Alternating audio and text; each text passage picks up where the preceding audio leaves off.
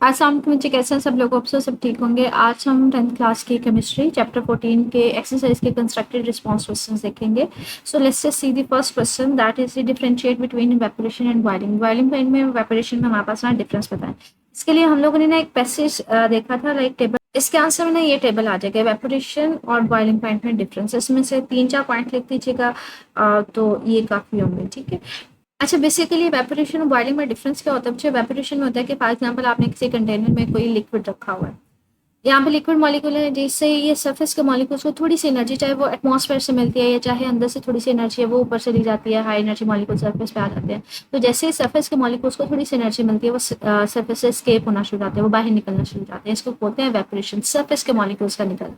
अब नीचे वाला चाहे लिक्विड जो वो ठंडा ही क्यों ना हो, अगर वो ठंडा भी है तो कोई फर्क नहीं पड़ता, अगर सरफेस के मॉलिक्यूल्स को सराउंडिंग से भी थोड़ी सी एनर्जी मिलती है तो वो स्केप करना शुरू हो जाते हैं। जिसकी एग्जांपल जो है ना वो यहाँ पे दिखाई गई है कि जैसे ये वाटर, हमारे पास कोई रिवर है या कुछ भी हमारे पास समुंदर है, तो यहाँ पे हमारे पास सनलाइट जैसी पड़ती है सरफेस के मॉलिक्यूल्स को वो डायरेक्टली हिट करेगी, तो सरफेस के मॉलिक्यूल्स को जैसे ही थोड़ी सी एनर्जी मिलेगी वो स्केप करना शुरू हो जाएंगे, बाहर निकलना शुरू हो जाते हैं। इसको नाम देते हैं वेपरेशन। इसमें किसी किस्म के बाहर से उसको गर्म करने की जरूरत नहीं पड़ती, कोई पूरे के पूरे लिक्विड का गर्म होना जरूरी नहीं है। जैसे सरफेस के मॉलिक्यूल्स को थोड़ी सी एनर्जी मिलती है कि वो अपने फोर्सेस को ब्रेक करके बाहर निकल सकें, that is called the evaporation. Boiling में क्या होता है बच्चे, आपको बाहर से हीट एनर्जी देनी पड़ती है, आप उसको गर्म करते रहते हैं। ये बाहर के एटमॉस्फेरिक प्रेशर है, एक पॉइंट ऐसा आता है आप गर्म करते रहते हैं, ये लिक्विड का टेम्परेचर बढ़ता जाता है, इसके अंदर ना ये बबल्स बढ़ना शुरू हो जाते हैं।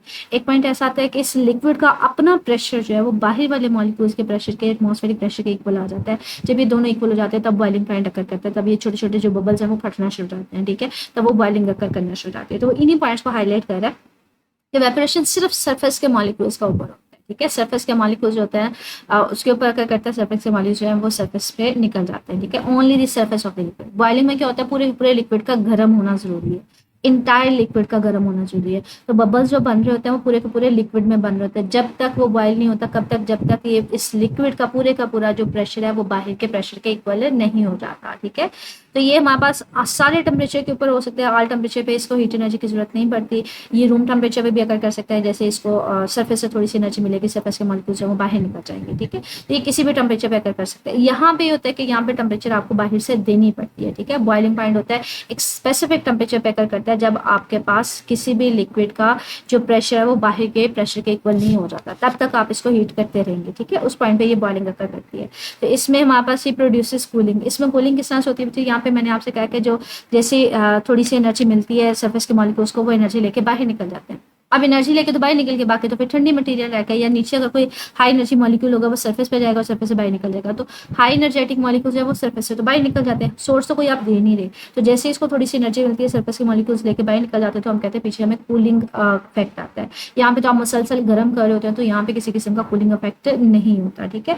यहाँ पे हमारे पास बाहर से किसी किस्म की हमें एनर्जी की जरूरत नहीं पड़ती, बाहर से हम कोई सोर्स नहीं प्रोवाइड कर देते। हाँ, हम कहते हैं मोस्ट कॉमनली वो क्या करता है, अपनी सराउंडिंग से ही ले रहा होता है, ठीक है।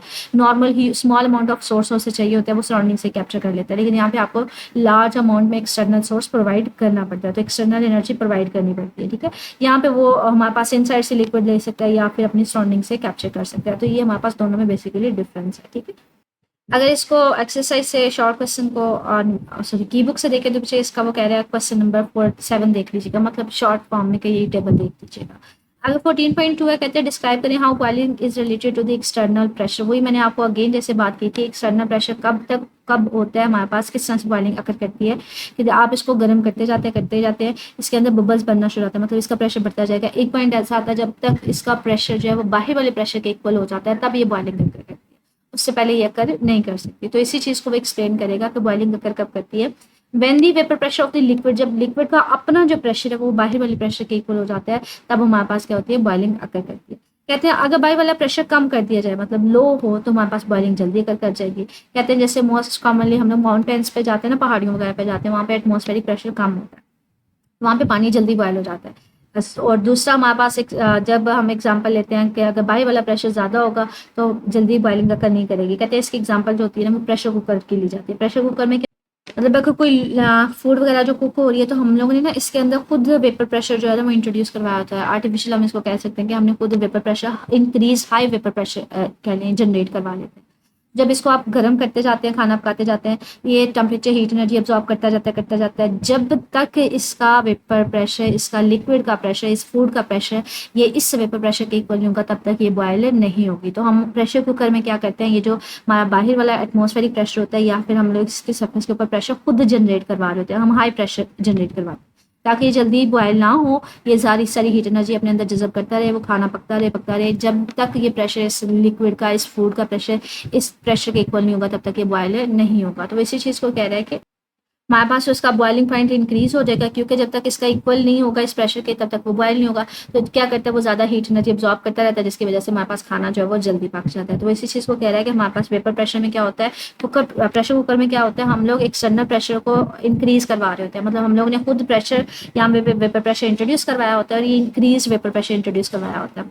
जब तक इस लिक्विड का, ये इस फूड का प्रेशर इसके इक्वल नहीं होगा, तब तक वो कुक नहीं होगा। तो हम लोग इंक्रीज वेपर प्रेशर जनरेट करवाते हैं और पानी जो है वो हमारे पास, या फिर कोई भी जो फूड है वो हमारे पास क्या होती है, बॉयल होती है हाई टेम्परेचर के ऊपर। वो ज़्यादा देर तक हमारे पास एनर्जी अब्जॉर्ब करती रहती है, जल्दी बॉयल नहीं होती, तो हमारे पास खाना जल्दी पक जाता है। ठीक है, नेक्स्ट शॉर्ट क्वेश्चन हमारे पास देखते हैं। कहते हैं why the process of evaporation does not need any input of energy. वही मैंने आपको अगेन जब डिफाइन किया था, मैंने कहा था इसमें आपको गर्म करने की जरूरत नहीं होती, क्योंकि सरफेस के मॉलिक्यूल जो तो या तो अपने एटमॉस्फेयर से ले लेते हैं, या फिर अगर इस लिक्विड के अंदर कोई हाई एनर्जी मॉलिक्यूल होगा वो सरफेस के ऊपर चला जाएगा और वहाँ से एस्केप कर जाएगा। इसलिए हमें किसी किस्म के इनपुट सोर्स की जरूरत नहीं होती। तो यहाँ पे इसी चीज़ को कह रहा है कि वेपोरेशन में किसी किस्म के इनपुट सोर्स की या उसको गर्म करने की जरूरत नहीं होती। क्यों? क्योंकि वो एनर्जी जो अपनी सराउंडिंग से ले लेता है, या फिर उसके अंदर कोई हाई एनर्जी मॉलिक्यूल होगा वो सरफेस के ऊपर आ जाता है और वो एस्केप कर जाता है। ठीक है, वो बाहर निकल जाता है। नेक्स्ट शॉर्ट क्वेश्चन देखते हैं। कहते हैं why the heating and cooling curve for the phase changes adopt the same path. दोनों के लिए हमने एक ही कर्व देखा था, ये वाला कर्व देखा था, हीटिंग एंड कूलिंग कर्व। हमने कहा था फॉर एग्जांपल, यहाँ पे हमारे पास फॉर एग्जांपल कोई आइस है, लेट्स जस्ट से कि मेरे पास -20 डिग्री सेल्सियस के ऊपर ये आइस है। ठीक है, अगर ये आइस है -20 डिग्री सेल्सियस के ऊपर, तो हमने कहा था कि अगर हम लोग उस आइस को गर्म करते जाएं इस आइस को, तो हमारे पास क्या होगा कि वो गर्म करते जाएगा, उसका टेम्परेचर कम होता जाएगा। फॉर एग्जांपल 0 डिग्री सेल्सियस के ऊपर जाके वो क्या होना शुरू हो जाएगी, वो मेल्ट होना शुरू हो जाएगी। ठीक है, उसके बाद अगर मजीद इसको गर्म करेंगे तो वो मेल्टिंग होती रहेगी, जितनी बाकी की बर्फ होगी वो लिक्विड में कन्वर्ट होती जाएगी। तो यहाँ पे प्योरली लिक्विड होगा हमारे पास। ठीक है, प्योरली सिर्फ और सिर्फ लिक्विड होगा। उसके बाद अगर आप उसको गर्म करेंगे तो हमारे पास उसका टेम्परेचर जो है वो मजीद क्या लें बढ़ता जाएगा। एक पॉइंट ऐसा आएगा कि वो जो लिक्विड है वो मेल्ट होना शुरू हो जाएगा, वो बॉयल होना शुरू हो जाएगा, सॉरी मेल्ट कह रही हूँ, बॉयल होना शुरू हो जाएगा। तो यहाँ पे बॉइलिंग पॉइंट होगा। इसके बाद उसका टेम्परेचर चेंज नहीं होगा। फॉर एग्जाम्पल मैं कहती हूँ 100 डिग्री सेल्सियस के ऊपर वो क्या है, बॉयल होना शुरू। ठीक है, अब उसके बाद क्या है, बाकी का जो लिक्विड होगा, बाकी का वो जो पानी है वो बॉयल होता रहेगा, यहाँ पे फुली गैस में तब्दील हो जाएगा। उसके बाद वो गैस जो है वो हमारे पास किस में तब्दील होना शुरू हो जाएगी, उसकी काइनेटिक एनर्जी।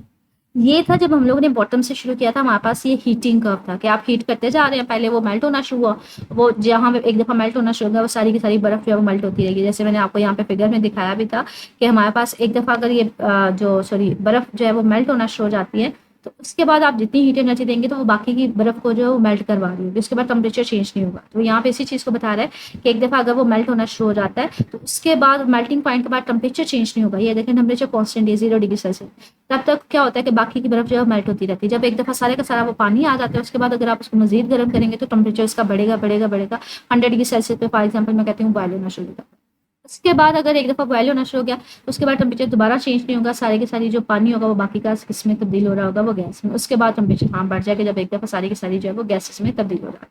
तो नीचे से ऊपर जाते हैं तो हमारे पास ये आ जाता है हीटिंग कर्व। इसके ऑपोजिट हमने देखा था, इसके ऑपोजिट हमने क्या देखा था, हमने देखा था कि इसके ऑपोजिट अगर ऊपर से नीचे आते हैं तो हमारे पास ये कूलिंग कर्व होता है। कि फॉर एग्जाम्पल यहाँ पे कोई गैशियस स्टेट है, आपने क्या करना शुरू किया, उसको कूल डाउन करना शुरू किया, उसको ठंडा करना शुरू किया, मतलब उसका काफ़ी ज़्यादा टेम्परेचर था, आपने उसका टेम्परेचर कम करना शुरू किया। उसके इंटरनल एनर्जी कम करते जाएंगे, उसका टेम्परेचर कम होता जाएगा। एक पॉइंट ऐसा आएगा कि वो लिक्विड में कन्वर्ट होना शुरू हो जाएगा। अब लिक्विड में कन्वर्ट होना शुरू हो गया, फॉर एग्जाम्पल मैंने कहा कि वो 100 डिग्री सेल्सियस के ऊपर उसका टेम्परेचर आया, जहाँ पे वो किस में कन्वर्ट होना शुरू हो गया, लिक्विड में कन्वर्ट होना शुरू। अब यहाँ पे क्या होगा, वो लिक्विड में, तो उसके बाद टेम्परेचर चेंज नहीं होगा, वो गैस किस में तब्दील होती रहेगी, बाकी की गैस लिक्विड में कन्वर्ट होना शुरू हो जाएगी, जहाँ पे फुली लिक्विड आ जाएगा। अब अगर उसका टेम्परेचर मजीद कम करेंगे तो उसका क्या होगा, टेम्परेचर कम करने के ऊपर अब वो लिक्विड से किस में स्टेट पे जाना शुरू हो जाएगी, वो ठंडी होना शुरू हो जाएगी। एक पॉइंट ऐसा आएगा कि वो फ्रीजिंग पॉइंट उसका आ जाएगा। अब यहाँ पे मजीद अगर उसको टेम्परेचर कम करेंगे ना, अब बाकी का जो लिक्विड होगा वो किस में कन्वर्ट हो रहा होगा, वो बर्फ में कन्वर्ट हो रहा होगा, लिक्विड में कन्वर्ट होगा। ऊपर से नीचे अगर उसका टेम्परेचर कम करते जाएंगे तो उसका कूलिंग पॉइंट आ जाता है, नीचे से ऊपर जाएंगे तो फ्रीजिंग पॉइंट आ जाता है। कहते हैं ये क्यों है, दोनों का सेम क्यों है, कि अगर फॉर एग्जाम्पल हमारे पास पहले बर्फ थी, आपने उसको हीट एनर्जी दी तो वो लिक्विड में चला गया। मज़ीद हीट दी तो वो इसमें गैस में चला गया। कहते हैं जब हम लोगों ने इस साइड पे जाना पड़ता है ना, तो हमें मॉलिक्यूल्स के दरमियान की जो फोर्सेस हैं उसको तोड़ने के लिए ना हमें एनर्जी देनी पड़ती है, या उसको काइनेटिक एनर्जी देने के लिए हमें हीट एनर्जी देनी पड़ेगी, टेम्परेचर बढ़ता जाए। कहते हैं अगर हम लोग इसका रिवर्स चलेंगे ना, तो जितनी अगर मैंने इसको लिक्विड में कन्वर्ट करवाना है तो मुझे हीट एनर्जी उतनी बाहर निकालनी पड़ेगी ताकि वो मॉलिक्यूल्स आपस में पास पास आ जाए, उनकी काइनेटिक एनर्जी कम हो जाए। तो जितनी यहाँ से यहाँ तक जाने के लिए दी थी, अगर मैंने उसको वापस लेके आना, मतलब यहाँ पे बॉन्ड तोड़ने के लिए जितनी हीट एनर्जी हमने दी थी कि वो गैस में तब्दील हो जाए, अगर मैंने उसको वापस लेके आना है, मतलब गैस से लिक्विड में लेके आना, तो उतनी हीट एनर्जी मुझे वहाँ से वापस निकालनी पड़ेगी, खारिज निकालनी करनी पड़ेगी ताकि वो बॉन्ड दोबारा बढ़ जाए। तो बॉन्ड बनने के दौरान जो है वो हीट एनर्जी निकलती है, खारिज होती है। तोड़ने के लिए, ब्रेक करने के लिए हमें एनर्जी देनी पड़ती है। तो जितनी आप उनको ब्रेक करने के लिए एनर्जी देते हैं, जब वो हमारे पास बॉन्ड बन रहे होते हैं तो उतनी ही एनर्जी रिलीज होती है। तो इसलिए दोनों के लिए ग्राफ जो है वो सेम आता है। तो इसका अगर एग्जैक्टली हम लोग आंसर देखें, तो यहाँ पे इसी चीज को कह रहा है कि दोनों का ग्राफ क्यों सेम है। Cooling and heating curve for the phase changes adopt the same path, दोनों के लिए पाथ सेम होता है। क्यों? क्योंकि जो हीट एनर्जी हमें रिक्वायर्ड होती है मॉलिक्यूलर बॉन्ड को तोड़ने के लिए, वो सेम होती है जितनी आपने अगर बॉन्ड को दोबारा से बनाना है।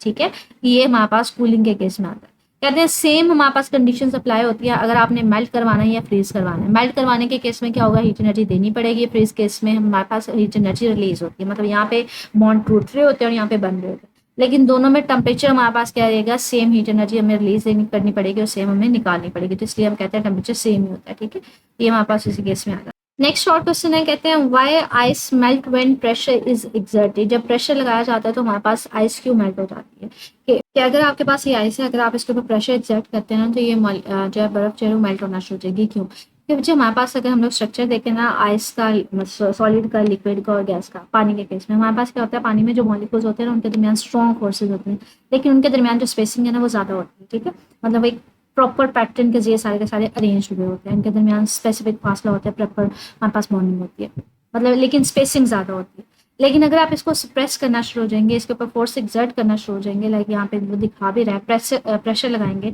मॉलिक्यूल्स क्या होंगे, आपस में पास पास आना शुरू हो जाएंगे, पास पास होना शुरू हो जाएंगे, ये बॉन्ड टूट जाएंगे। जब पास पास आना शुरू हो जाएंगे तो हमारे पास कहेंगे वो लिक्विड में कन्वर्ट होना शुरू हो जाते हैं, माया में कन्वर्ट।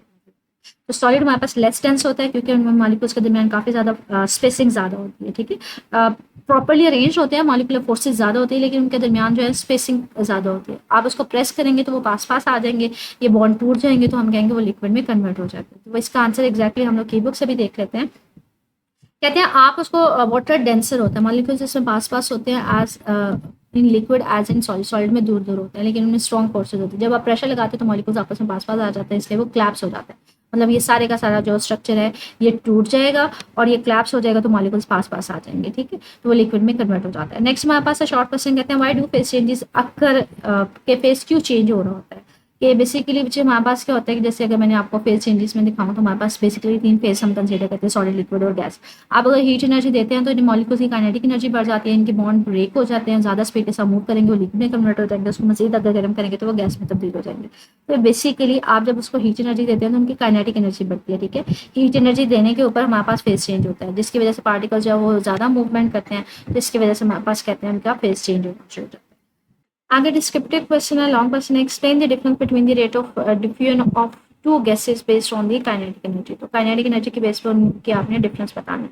इसमें हमने इस चैप्टर का लास्ट टॉपिक किया था डिफ्यूजन। ठीक है, डिफ्यूजन में हमारे पास ये वाला टॉपिक था, ये वाला। ठीक है, ये डिफ्यूजन किया था, पहले हमने डिफ्यूजन को डिफाइन किया था, फिर हमने उस एग्जाम्पल के साथ, ये फिगर के साथ रिलेट करवाया था, फिर हमने इसमें कंपैरिजन देखा था दो गैसेस का, हाइड्रोजन का और गैसेस का, सॉरी हाइड्रोजन का ऑक्सीजन का। तो यहाँ तक बेसिकली रेट ऑफ डिफ्यूजन जो है वो हमारे पास आ जाए। ठीक है, नेक्स्ट हमारे पास लॉन्ग क्वेश्चन है, descriptive question, how does the process of sublimation helpful in printing and in the uses of air freshener. तो ये हम लोगों ने इसकी एप्लीकेशन देखी थी, ये हमारे पास इसकी एप्लीकेशन थी एयर फ्रेशनर वाली और प्रिंटिंग वाली। ठीक है, तो ये दोनों डिटेल में लॉन्ग क्वेश्चन में आ जाएंगे, तो आप कंप्लीट बेस दोनों को एप्लीकेशन को याद करेंगे। अगला हमारे पास क्वेश्चन है, draw heating curve for physical changes water goes change in temperature. मतलब हीटिंग के लिए आपने लेना है कि हीटिंग कर्व लेना है, उसको डिटेल में बताएंगे, साथ में ड्रॉ भी। तो ये हमारे पास हीटिंग कर्व है। ठीक है, हीटिंग और कूलिंग कर्व साथ में ये कर्व है हमारे पास। ठीक है, आपने हीटिंग कर्व लेना है वाटर के लिए, तो बच्चे वाटर के लिए हमारे पास ये लास्ट पे है। ठीक है, ये वाला चार्ट है, वाटर के लिए आपने स्पेसिफाई उसको करना है, तो ये लास्ट वाला पैसेज इसके अंदर आते हैं। ठीक है, साथ में वो डायग्राम भी ड्रॉ करते हैं। तो इसमें हमारे पास अगर सिंपलिफिकली सिर्फ हीटिंग कर्व करना चाहें तो यहाँ से यहाँ तक आ जाएगा, अगर वाटर के लिए आप कूलिंग भी एक्सप्लेन करना चाह रहे हैं तो इसमें नीचे वाला पैसेज पे। तो पूरा याद कर लीजिएगा। अगर आपने सिर्फ हीटिंग वाला करना है तो फिर यहाँ से लेके यहाँ तक, साथ में ये ग्राफ जो ऊपर आपके पास डायग्राम गिवन है वो आ जाएगी। ठीक है, तो ये हमारे पास एक्सरसाइज है जिसके हमने कंस्ट्रक्टेड रिस्पॉन्स क्वेश्चन देखे, हमने लॉन्ग क्वेश्चन देखे। ठीक है, इनमें से मजीद बच्चे कुछ पूछना हुआ, कोई पॉइंट मिसिंग हुआ, कुछ समझ ना आए तो कमेंट सेक्शन पूछ लीजिएगा। बेटर है कि इनको करने से पहले ना आप चैप्टर लाजमी करें, चैप्टर करेंगे तो काफ़ी हद तक आपके कंसेप्ट उससे में क्लियर हो जाते हैं। मजीद कुछ पूछना मुझे कमेंट सेक्शन पूछ लीजिएगा। ओके, अल्लाह हाफिज़।